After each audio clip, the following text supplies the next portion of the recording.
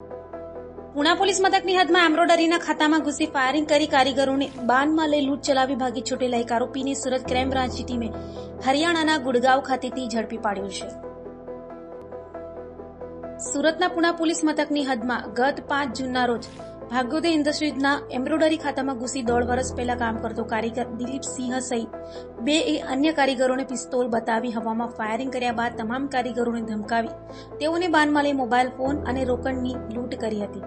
આ મામલે પુણા પોલીસે તપાસ હાથ ધરી હતી। સીસીટીવીમાં ફાયરિંગની ઘટના કેદ થઈ હતી। લૂંટારૂ પૂર્વ કારીગર દિલીપસિંહ સહિત 2 હોય તેઓને ઝડપી પાડવા પોલીસે ચક્રો ગતિમાન કર્યા હતા। લૂંટારૂઓને ઝડપી પાડવા ક્રાઇમ બ્રાન્ચની ટીમે હરિયાણાના ગુડગાંવ સેક્ટર 5 પોલીસ મથક વિસ્તારમાં આવેલ રામલીલા મેદાની ખાતેથી એક આરોપી સચિન ધરમપાલ જાંગડાને ઝડપી પાડ્યો હતો।